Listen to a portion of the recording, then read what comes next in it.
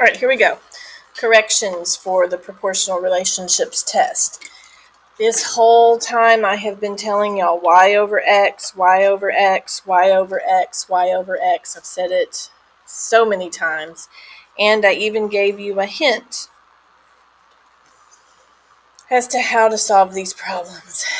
The hint is I told you that time is the x and the trees planted is the y. So if we do y over x, we get 130 over 2, which if you do that in the calculator, 130 divided by 2 equals 65. 325 divided by 5 equals 65. 650 divided by 10 equals 65.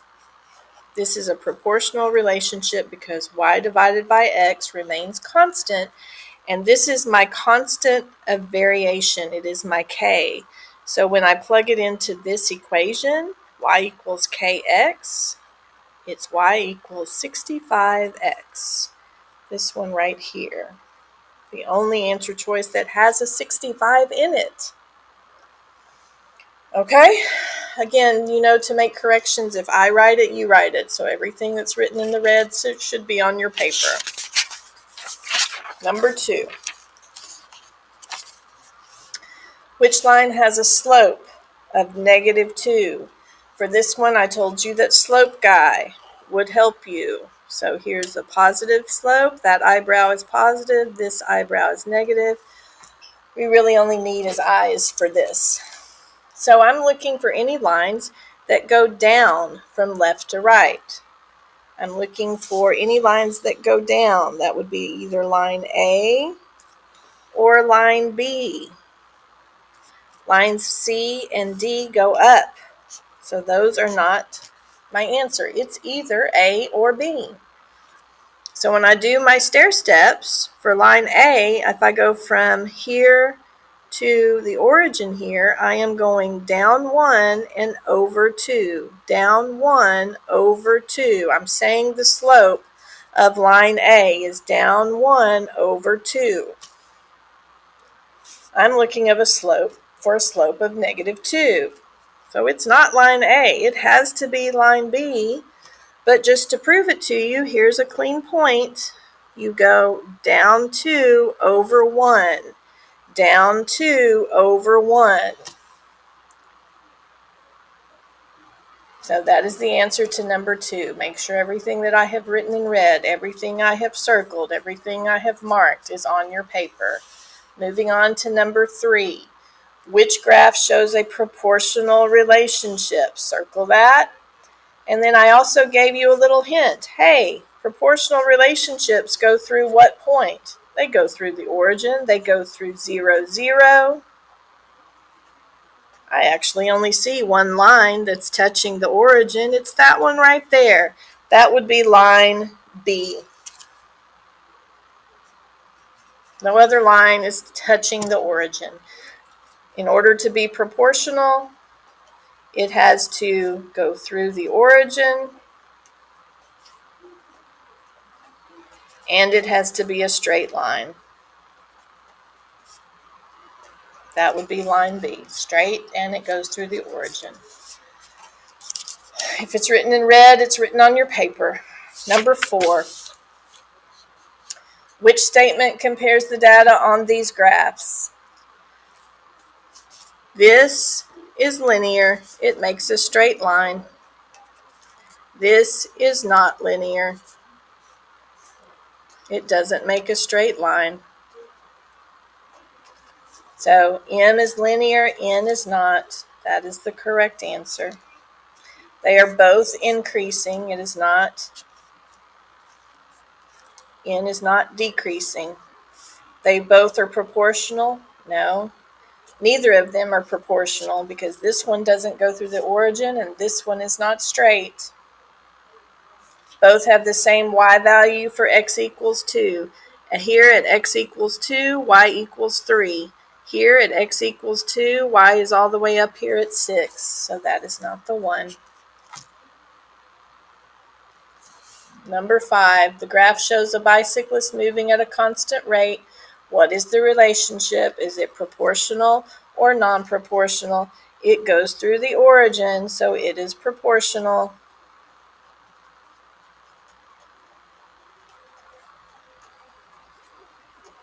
Said it over and over and over again. If it goes through 0, 0, it is proportional. Moving on to number 6. What is the slope of this line? And then I gave you a hint because when we did this in class together, I told you to use the box method and do x over y. So the box method, you find one of these points and you just connect it using a box. I think this exact same problem was on the review. I gave you the hint because this is your y and this is your x. So I've got 120 connected to 4. 120 is the y, so that goes on top. Put it over 4 because that's your x. 120 divided by 4 is 30. That exact same problem was on the review. Number 7, which statement about the graph is false? So we're looking for the one that's not true. The graph has a constant rate of change. This one is true because if it has a constant rate of change, it is linear. It is linear. It makes a straight line. So that one is true. We're looking for the one that is false.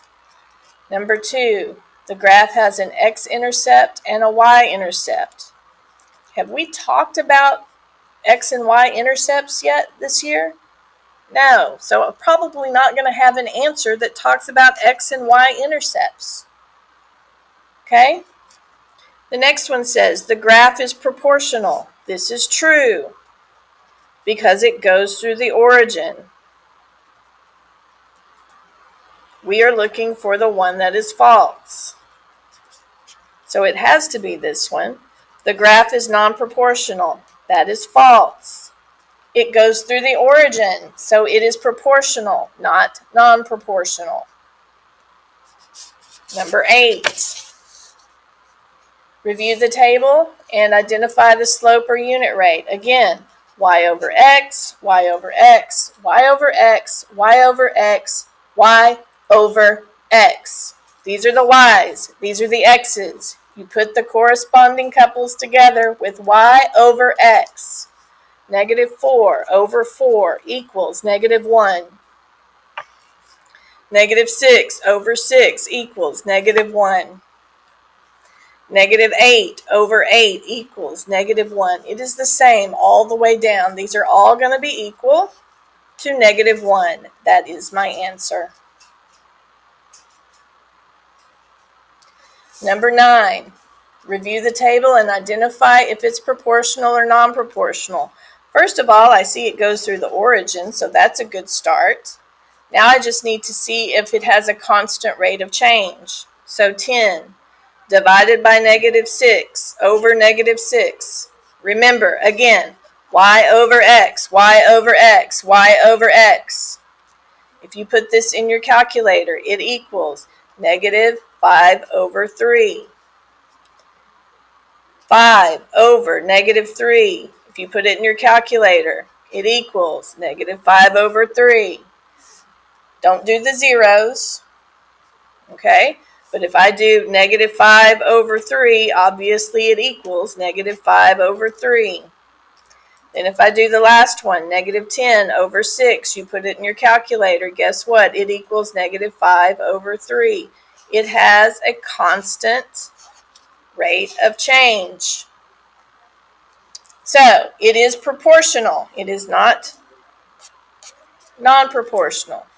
It's proportional because, I just said it, it has a constant rate of change and it goes through the origin, which is what we circled right here. This would be the answer. Proportional because it's nonlinear doesn't even make any sense. In order to be proportional, it would have to be linear. Number 10, which equation is an example of a direct variation? And then I gave you a hint. Direct variation is the same thing as proportional. The supplemental aid that I gave you on the test said that the equation for a proportional relationship is y equals k times x. You're looking for something that looks like this. Y equals some number times x. It's not this one. That plus 4 messes it up. I like the way this one looks. Y equals some number times x. In this one, my k would equal 4. This is the answer. Okay, does this look anything like that? Nope, it's not that one. This one, does this look like this? No, this plus 1 is messing it up. It's not that one. Number 11. Name the constant of variation, or the k. Again, your equation on the supplemental aid that I gave you on the day of the test said this: y equals kx. The constant of variation is the k, so whatever number is in that spot would be the k. So your equation right here says y equals negative 2/9 x. So whatever number is in front of the x is your k. It would be this one. Do not attach the x to the constant of variation. This is my constant of variation. X is not a part of it. Number 12. Again, I gave you this hint. I told you that this is your x and this is your y. Because again, we are going to do y over x.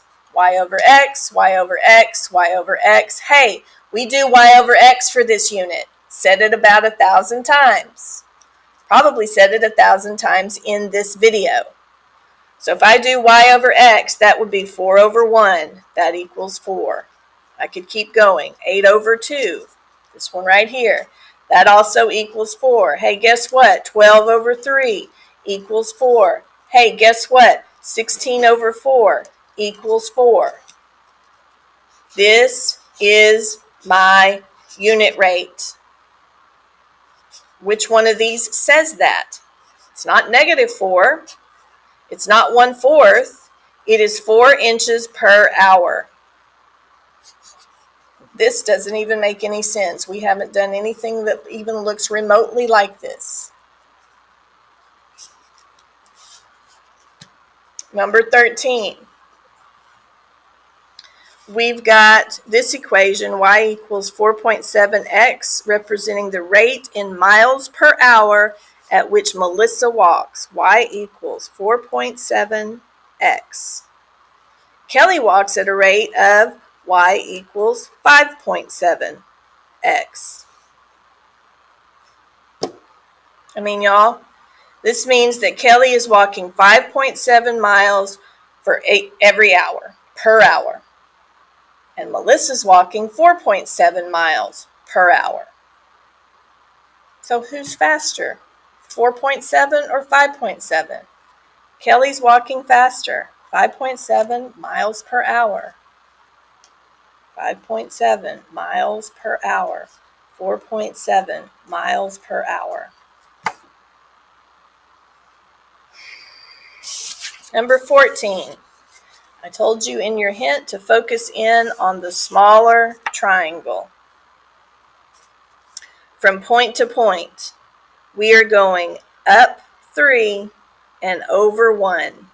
3 over 1. I'm saying the slope as I described that. I'm going up 3 over 1. 3 over 1. And if you put 3 over 1 in your calculator, 3 divided by 1 equals 3.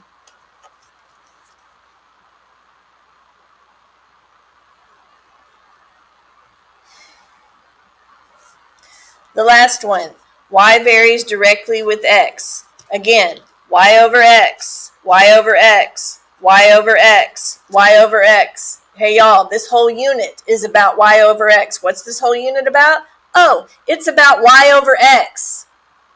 So we set it up. This says if y equals 14 when x equals 3. So I'm going to put my y on top and my x on the bottom because it's y over x. That has to equal, what is the value of y? So it's asking me what y is. I don't know what y is.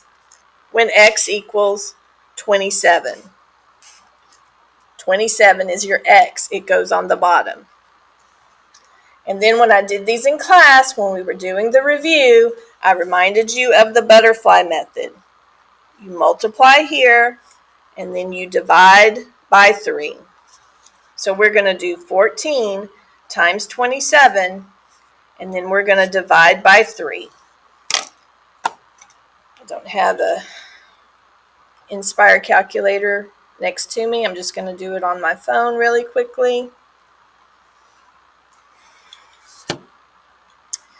14 times 27 equals, and then I divide that by 3, and I get 126. There's my answer.